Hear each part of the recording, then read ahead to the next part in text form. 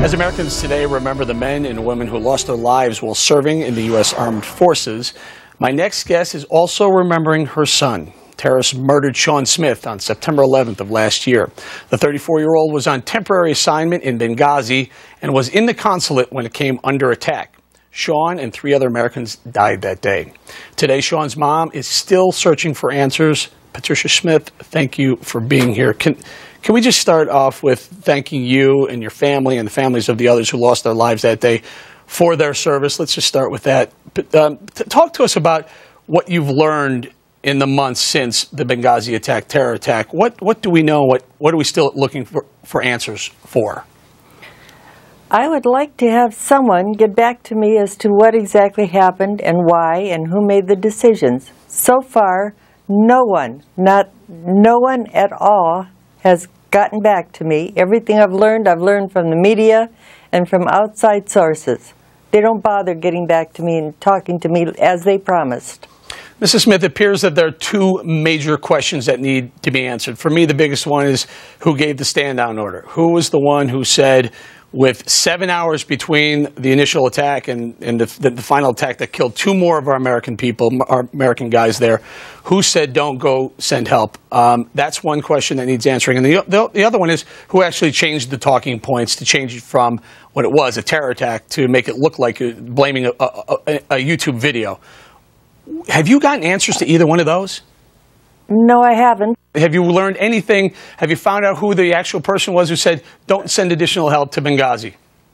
No, I have not heard anything on that. Like I said, no one from the State Department or from the White House has ever gotten back to me on anything to tell me anything other than it was the video. All right.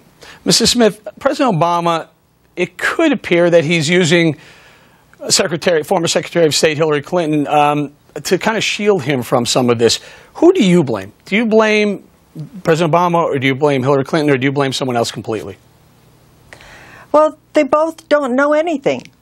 They both are completely ignorant of what happened and why it happened and how it happened, because they don't know. Nobody told them. So I don't know who's at fault. Ms. Smith, for 237 years history of this country, one of the mottos of the American Armed Forces is no one left behind. They chose to leave 4 people behind that day. Has President Obama changed this proud, long-standing military motto forever?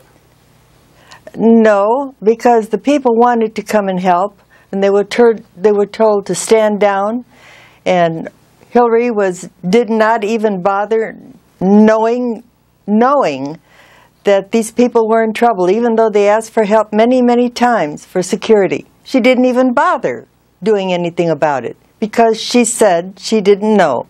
Now, who else in her department is the one that should make that decision? Who should do this? Smith, I put together, than her. I put together an ad. I do a show called The Five. I put together an ad kind of highlighting Hillary Clinton's role in this. Please bear with me. Will you please watch it? And I apologize if this is hard for you to watch, but please take a listen. Okay. It's 3 a.m. and your children are safe and asleep.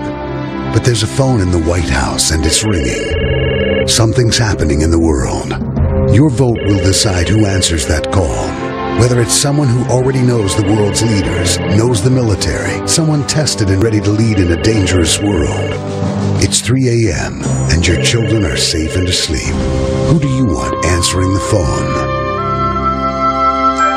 I'm Hillary Clinton, and I approve this message. What difference at this point does it make? Mrs. Smith, it makes a big difference, doesn't it? Yes, it does. If it was her child, I think it might make a difference. So it's likely that Hillary Clinton will be the 2016 Democratic candidate for president. Do you have anything to say in advance to her running now? Yes, I hope not. I hope she doesn't bother. I hope she doesn't run, because I would be definitely against it. I was for her up until all this stuff happened. I was very proud that a woman was going to get in there and could do this and take care of it. I figured she was a strong woman. But she was strong in the wrong direction. She did not take care of business. She didn't do what she was supposed to. And if nobody told her, why not? Why did she hide? Why is she still hiding? She still has not gotten back to me. She's leaving me hanging there because she doesn't care. This is not who I want to be president or any part of the government. All right, we're going to leave it there, Mrs. Smith. Our hearts and prayers go out to you and the families of all the lives that were lost at Benghazi in September of 2012. Thank you very much. We'll have more after this. Thank you.